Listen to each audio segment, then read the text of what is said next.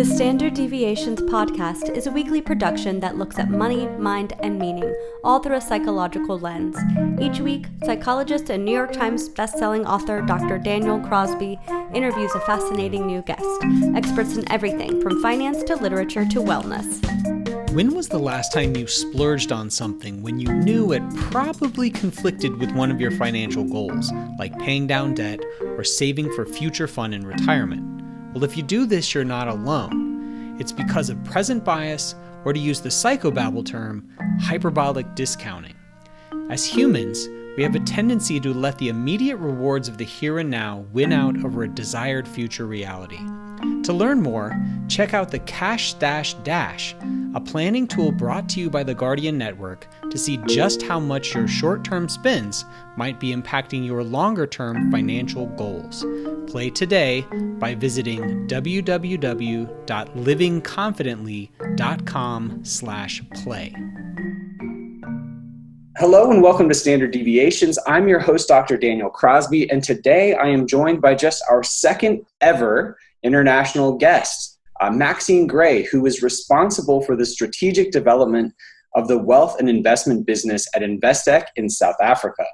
Additionally, she is a philanthropy consultant working with private client charitable foundations in developing their strategic philanthropic direction of achieving sustainable societal upliftment while building their legacy. She is personally one of the most giving and philanthropically minded people I know, and personally oversaw an initiative that gave blankets to 22,000 vulnerable South Africans. Max, welcome to the show. Thank you so much for having me. It's a pleasure to be here. Yes, so you wear many hats. We could have talked about many things today. We could have talked about the world of high finance. We could have talked about philanthropy.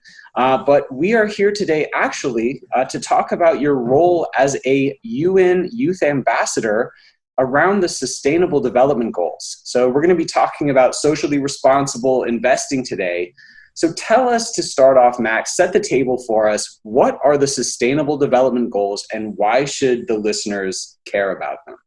Yeah, of course. I mean, I think for a long time we've understood that the world is in disarray and that they're the highest levels of inequality that there's ever been, but it's almost been too big of a challenge to solve.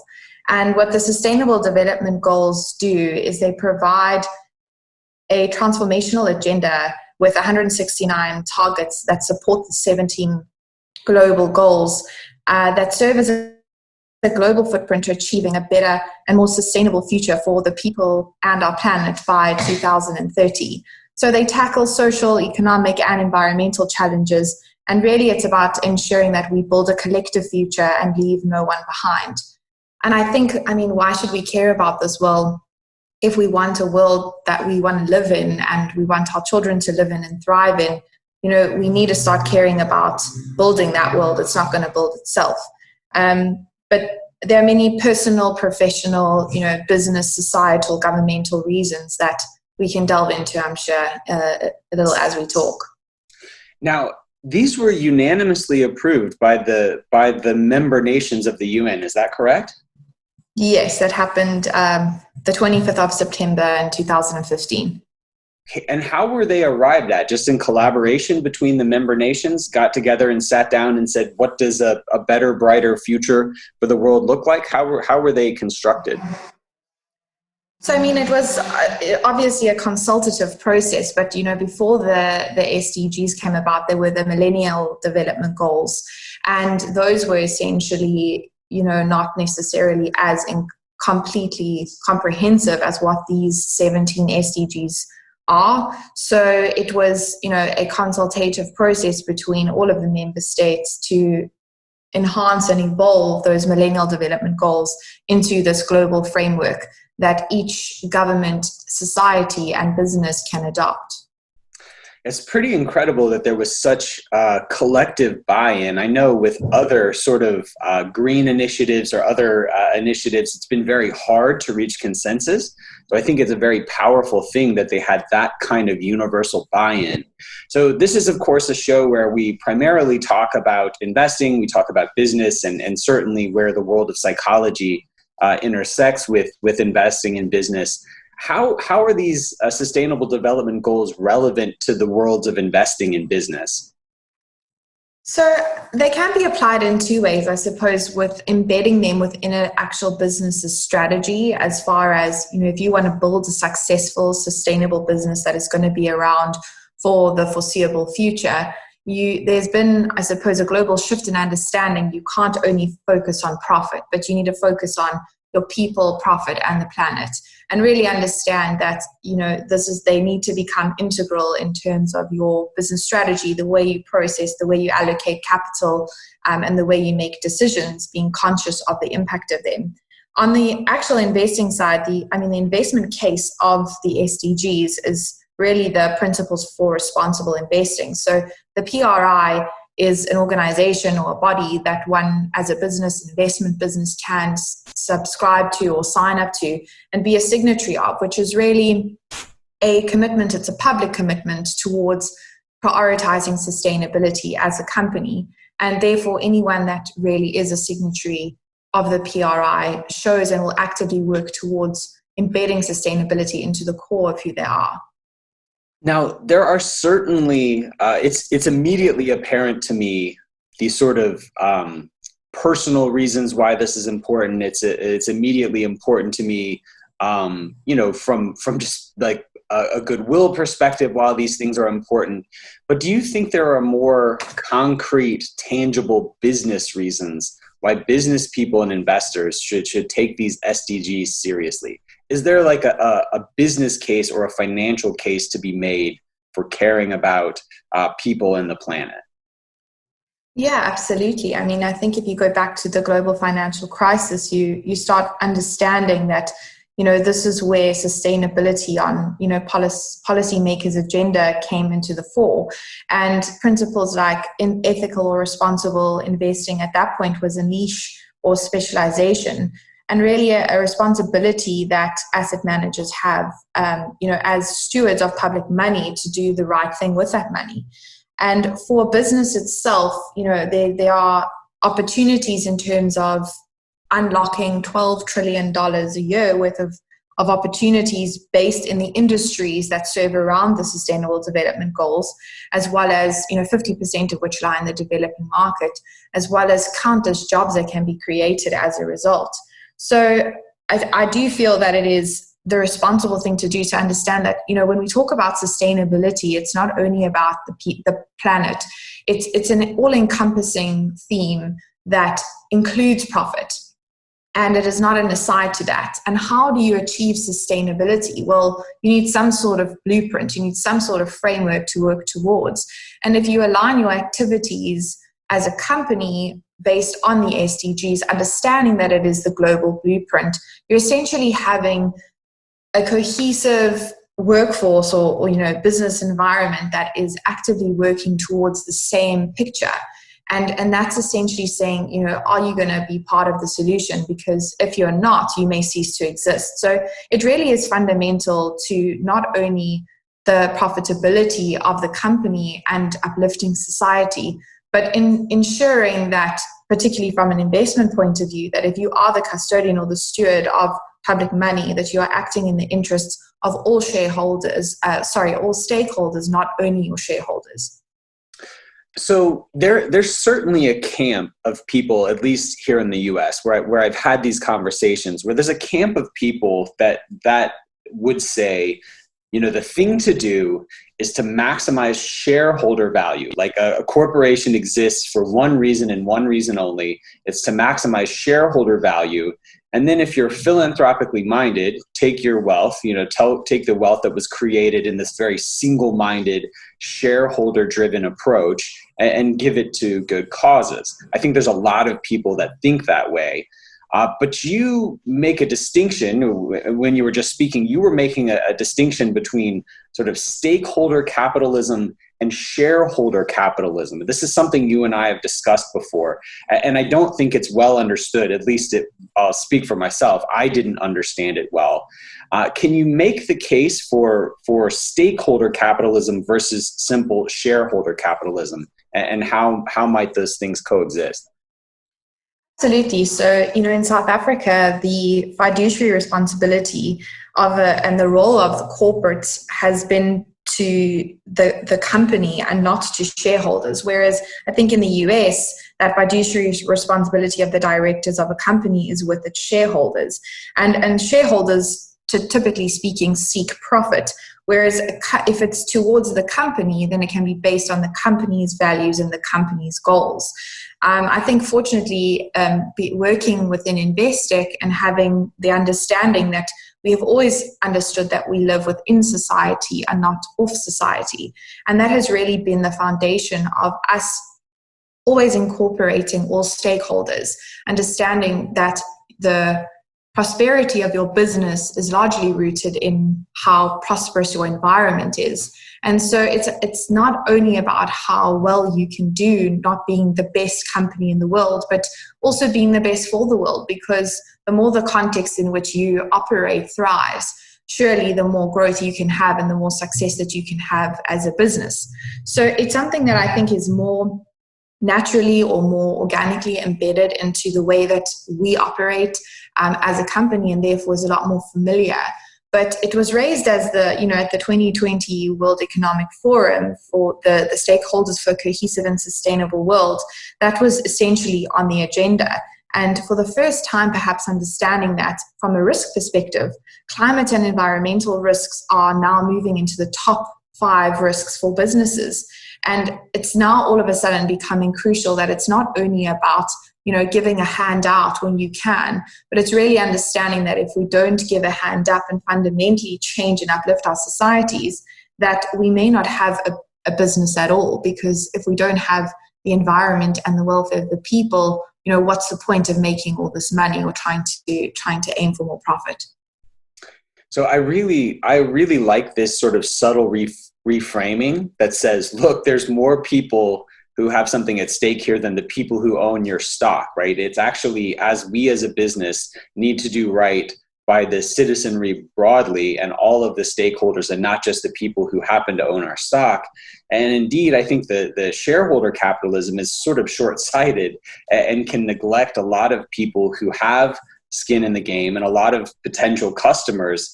So the reason I like your explanations of these things is I think we need more people like you in this space who understand both the business practicality of it as well as the social aspect of it. And of course, I'm sitting here coming to you today from the southeastern United States. You're coming to us from South Africa.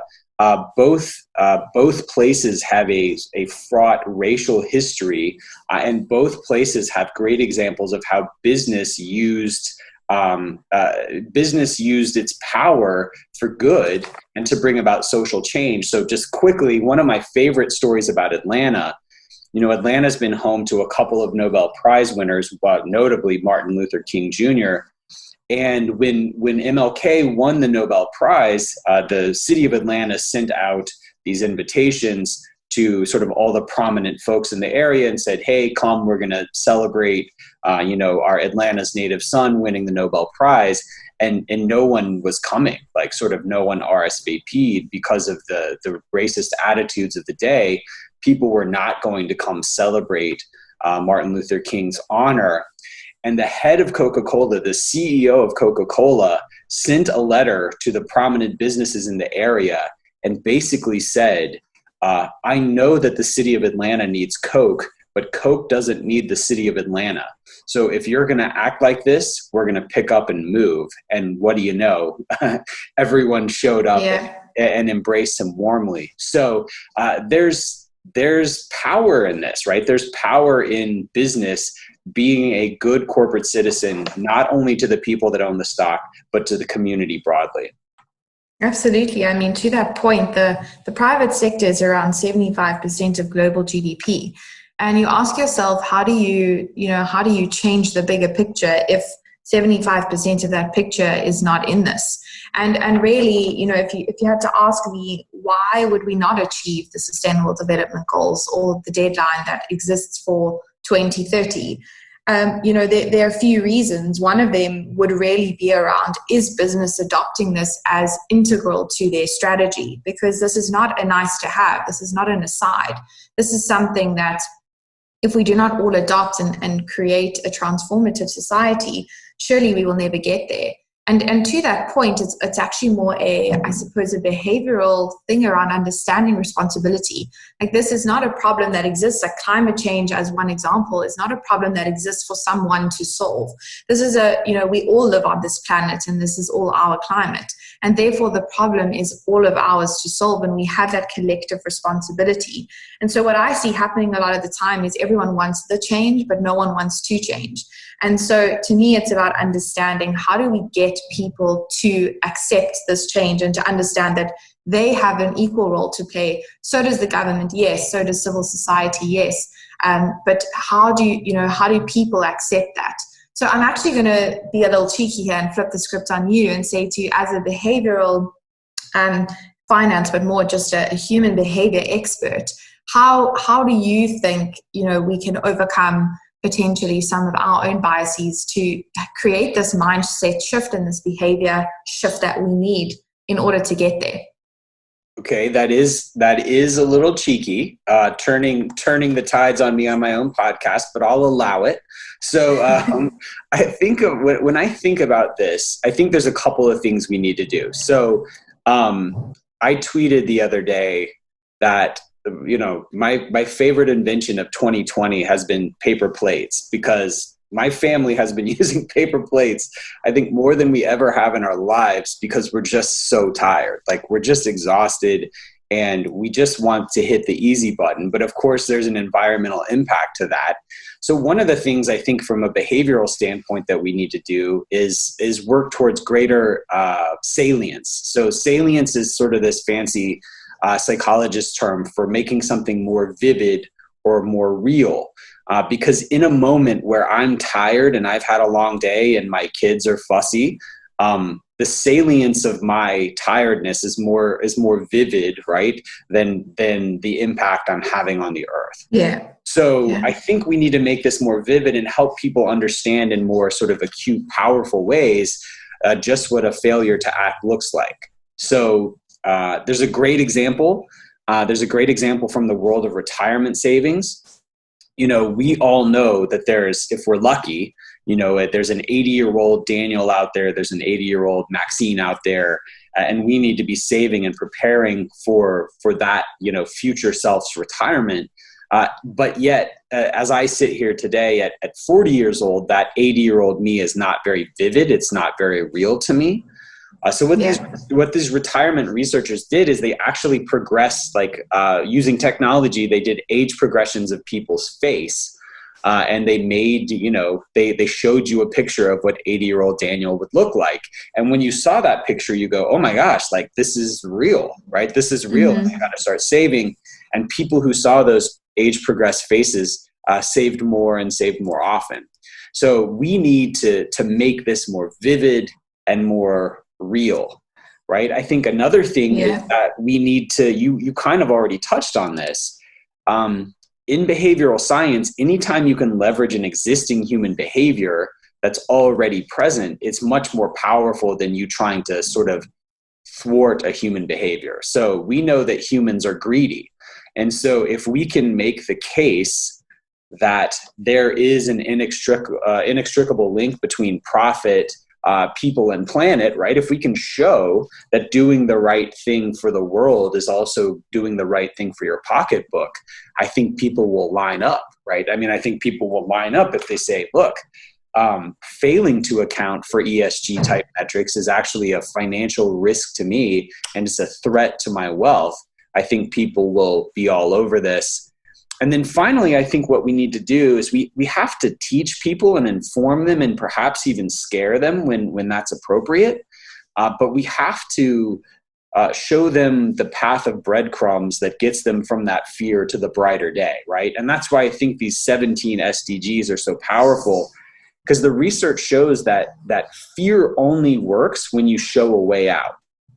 Like if you just scare someone, but then don't tell them how to avoid the thing they're fearing, they'll write off, they'll write off that thing. So I think we do a good job of saying, look, bad stuff is coming, but that's necessary but not sufficient. We've got to scare people about what the future could look like if we do nothing, but then we've got to give them practical, concrete steps to make to avoid that scary outcome. So yeah. I mean, I love what you're saying there. I think it sparked off some ideas in terms of, we always talk about technology being this fourth industrial revolution. And what really is exciting is if we could use technology, especially, like virtual reality, to create the future that we don't want and let people experience that, maybe that'll entice them enough to want to get into action, and then show them, well, actually there's a tangible plan here, and that's rooted in these sustainable development goals and the sub targets that exist there. But some people sometimes ask me about practical things. So these are the global goals. They're on this international scale, and it's even hard to absorb them or make them relevant at a business level. So what on earth can I do as an individual? And it goes down to your example of eating, with your kids. And it's really around saying, well, choose one SDG that resonates. It could be your favorite number, 1 to 17. It could be your favorite color of those 17. And then it's about saying, go on a little journey and make it fun. So start unpacking, what is that SDG actually about? And what are the underlying targets? And how can we, as a family, in our daily activities, just say you choose food security. You can say, well, the concept of zero hunger. And every time you have a meal, you can use it as an educational tool to enable that kind of conversation, and then say, well, look at how you can save food, how you cannot waste food. And then you start playing into the interrelatedness of these SDGs, because one thing that's quite beautiful about them is that the sum of the parts is greater than the whole. So it's about saying that if you start working on food security, you actually start impacting climate change. And when you understand that, it almost feels like, oh, hold on, I can achieve a whole lot more just by focusing on one or two, because the interconnectedness and interrelatedness of the impact of achieving them, expands a lot broader than that. So anytime, I love your point, because anytime you're trying to change a behavior, one of the things that we do is, let's say we learn about these 17 SDGs, we get excited, but then I think a lot of times we get overwhelmed because it's like, oh my gosh, 17 things, I got to do 17 things now. So I think when you're trying to elicit behavior change, one of the things you want to do is start small and then build on that. So I'll put you on the spot now. What are a couple of your favorite SDGs, and then talk about that interconnectedness? How, choose one of your favorites and say, how is it that working on thing A leads to an improvement in thing B? Yeah, so I could probably choose way more than 3, but I suppose focus is important. And it is one of the things most vitally important about making progress with these. So I'm going to make it personal and say, so I'm part of an NGO called Imagine.nation, which focuses on early childhood development in rural communities within South Africa and entrepreneurship. And so I'm going to choose SDG 4, which is education. And really understanding at that early childhood development phase, if we focus on a child's development from when they're young, we essentially are creating a foundation that is so different in terms of a springboard into the future of opportunity and of possibility within them. And part of that is really understanding, let's teach our children to think and to become entrepreneurs, to be developed in skills, and to believe in themselves and believe in possibilities. And this is where I'll intersect with another SDG, which is SDG 5, which is gender equality, where typically speaking, particularly from a context where, women have a particular role to play, and it's not a multidimensional role across society, but it's largely, within a household. And understanding if you can empower children at a young age with a good education, teaching them to think, giving them a skill set, and also understanding that, hey, I can be, an engineer, an astronaut, a whatever I want, a portfolio manager. I think it really does start unlocking the foundation of the pipeline of the future that does not have these challenges. So that's one where gender equality and education, where if you start off, you give a child in education, you're giving them a platform for the future. But then if you bring gender into it and you say, well, we're giving it, a boy and a girl the same level of education and the same level of belief that they can be who they want to be, you start understanding that there won't be any disparate rights or anything that is embedded in a society, because you're all on the same playing field, so to speak. And I think lastly, I'll bring in clean and renewable energy, which is SDG 7. And largely because it may sound unrelated, but the whole thing with, and climate is one of the most important ones. Energy is imperative for growth. And so once we've educated these children, and sometimes, through digital means that could require energy and electricity that can come from renewable sources, they need to be able to transition into an economy and into a society that is flourishing. And how can we do that without energy? Especially if the source of our energy is destructive. So it's one of those things that for me is foundational to a lot of the other SDGs. It's about alleviating poverty. It's about growing your having decent work and economic growth, and fundamentally can change the shape of the climate. So clean and renewable energy and education are two very foundational SDGs that exist, one particularly focusing on climate and planet and one focusing on people. And I do believe that women have a specifically important role to play in achieving an equitable world, purely just because when you have a different lens to add to the conversation, and perhaps a different natural skill set or natural aptitude for empathy or whatever it may be, you can come up with different solutions. And what these goals really need is, exponential, ambitious solutions that are different, that are not the same that founded the society of the past. So yeah, I would highlight those three. So longtime listeners of the show will know that I like to leave listeners with a little bit of homework. So I think the homework for today, if you've been listening to this and you feel moved to try and make an impact on the world, I think is to search out those 17 sustainable development goals and to just pick one that's resonant with you and your life experience, and start to work on that, secure in the fact that, as Max just said, that working on one thing is almost invariably going to help in many other areas. So there's this concept in psychology known as the wounded healer, right? Where therapists are shown to be more effective when they're dealing with clients who have been through something that they've been through. So scour those 17 SDGs. Maybe there's been a time in your life when you were hungry. Maybe you've been discriminated against on the basis of gender in the workplace. Whatever it is, find out that thing that's personally resonant with your experience, start to work on it, start to chip away, and know that they all build and that they're all interconnected. So Max, when you told me about these SDGs and I began to research them, one of the things that struck me was how quick the timeline was.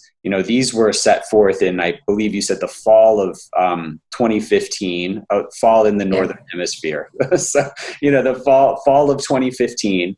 And they're slated to sort of wrap up by 2030. So we're already a third of the way there. How are we doing? 33% of the way there. How are we doing, and what remains to be done?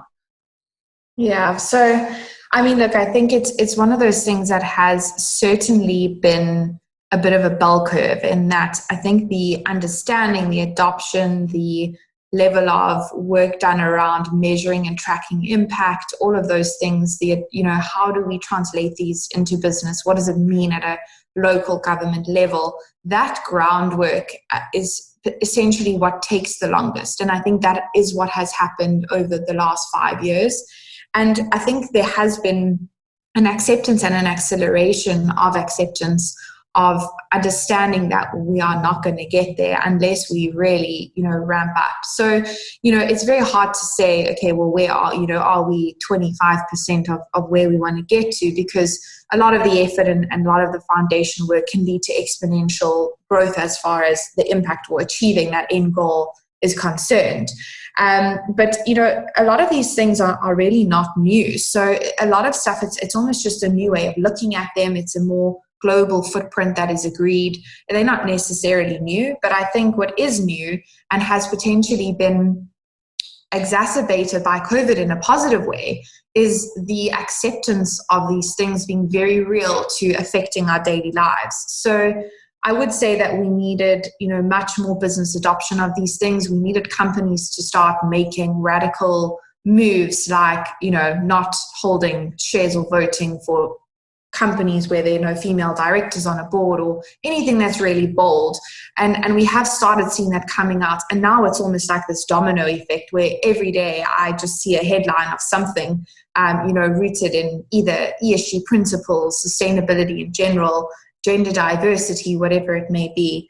But yeah, I think we've got a long way to go. I don't think we are where we should be at this point in time. I certainly don't think we're 33% of the way of achieving them. Perhaps in preparing to achieve them, we are as far as we should be. But, COVID has been something that has had a bilateral effect where in one aspect, funds have been diverted from a lot of the programs or initiatives that are actively going to help in achieving these things and have been reallocated towards those that are most affected by COVID. And then on the other side, you've had this very real realization where, hold on, this is not me sitting in South Africa, going through something. This is the whole world and this is affecting all of us. And, this is forcing me to stay at home, not see my friends, not go to the office, not do and live my life the way that I normally would have. And that's kind of making it, I think, a lot more real, that this is not an existential problem that is going to be solved, but this is something that is actually personal because it's going to affect my life personally. And we've had climate activists for a long time, or at least the last couple of years, really beating the climate drum hard, which is essentially the E. And then you have the S and the G, which is really around your social and governance principles that speak to, the way you treat your employees, your society, the people around you. And that's what COVID has essentially done, is it's heightened the profile of that. So I think in general, there has been an acceleration, which is much needed. So, I am an optimist by nature. And so I'm really willing to say, even though we're not where we potentially would have liked to be, I think that we can still get there. We just need that ambition and that acceptance of responsibility that each and every one of us has a role to play. I like how you talked about that bifurcation. It's something that I've seen as well. On the one hand, you started out this conversation by talking about wealth inequality, and that has been heightened by COVID. We know that at least in the US, the people who could least afford to lose their jobs have been the ones that were most likely to. White collar workers, upper middle class workers have been largely unimpacted by this, but people in the lower socioeconomic strata have been the most impacted by this. And so we know that, this has in some very real ways heightened what was already a huge problem of wealth inequality. But what I think it has done to the upside, and, speaking to your optimism, it's true that the biggest problems we face can only be solved as a collective. It can only be solved as the entire world working on these things, right? One country can't carry climate activism by itself, because if one country tries and the rest don't care, then where are we, right? And so even at a time where I think there's heightened isolationism and heightened nationalism at various places across the globe, I think one silver lining with COVID is that, not since World War II have we been so focused as a human family on trying to solve one single problem together. And so I think that that's what it takes going forward, is that same type of collectivism, that same type of unity. And so hopefully we can get together on these 17 SDGs the same way that we have to try and combat COVID. Yeah, I love that point. I think, the way I see it is that all of these things that are really being exposed were fractures that already existed. But then what happened was COVID came and just broke that all apart. And so it made them that much more visible and that much more damaging and severe. But I mean, like we know, that's how the light gets in, right? So if it's not broken, then the light can't get in. And so I kind of see it in that light, that it's perhaps fast forwarded where we would have eventually got to anyway, had we continued on the trajectory that we were living, and perhaps given us then, or almost bought us time to rewrite that script and say, well, maybe now that we can actually see the future that we were, the way in which we were living, this was the future it was going to create. Just over a longer period of time, that's been brought forward. And so perhaps it gives us the upper hand in saying, well, if this is now the future's now. So we now need to act, and we now need to change, and we now need to do things to fundamentally rewrite that so that the future looks different. Absolutely. So Max, you've given us a ton to think about today, and I'm hopeful that everyone will take, this challenge to seek out these 17 sustainable development goals, find the one that's most personally resonant, and to begin to chip away at it. But in closing, we like to do something called free association. So this is like what a shrink does. Throw out a word or a phrase, and you just tell me, without overthinking it, just tell me the first thing that comes to your mind. You in? Yeah, sure. Go for it. I'm not totally convinced, but we're going to go for it. So what is the greatest misconception about South Africa? Oh, wow. I think there's so many. I'd perhaps say, the most comical one to me is that I'm sitting, with a lion next to me right now in a tree recording this. But I'd say for real, it's that people don't necessarily see the diversity that exists here.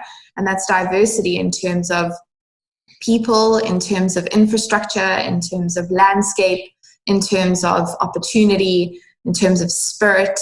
And I think it's actually what makes us pretty unique and pretty special. So I would say, it's perhaps painted as just with the poverty brush, and it is an incredibly important piece of our society. It's a huge thing that we need to be very conscious of and work towards alleviating. But that's not the whole picture.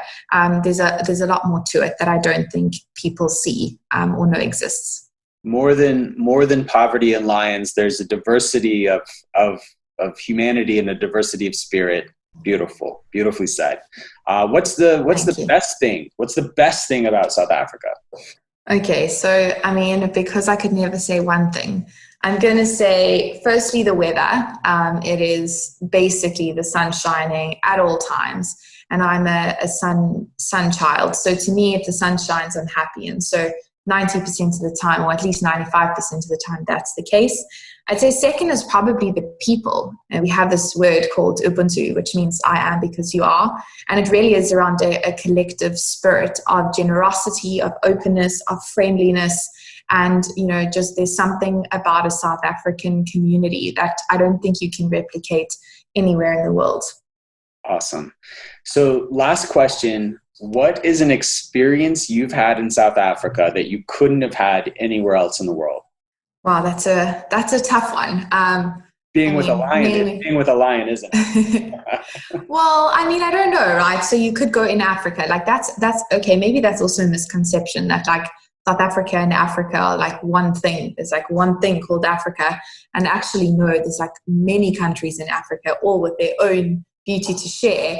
But so I'd say, that you could have an experience like that probably in quite a few African countries.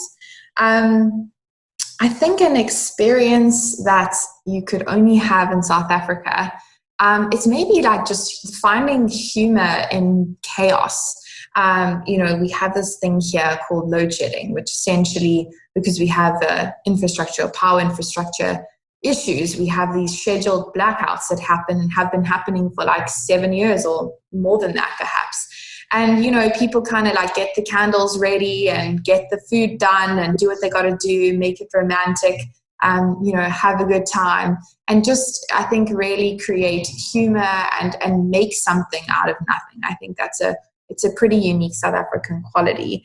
And so it's not like an experience per se, but rather a thematic one. Well, I have been lucky enough to meet and interact with quite a few different South African clients this year. One of the cool things for me is that COVID has kind of broadened my world. Like I've gotten to work with clients that I perhaps wouldn't have historically because Zoom is borderless.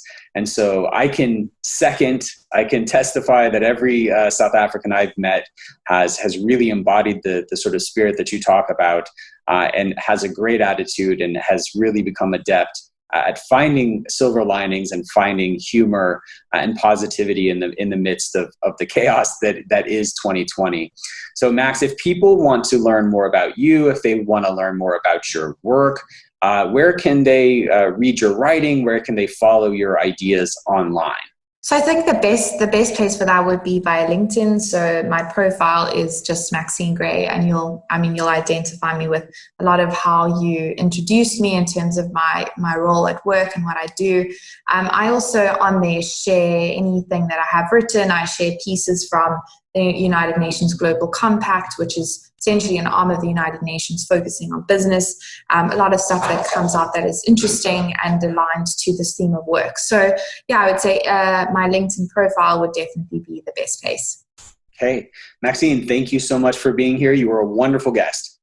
Thank you for having me. It was a pleasure.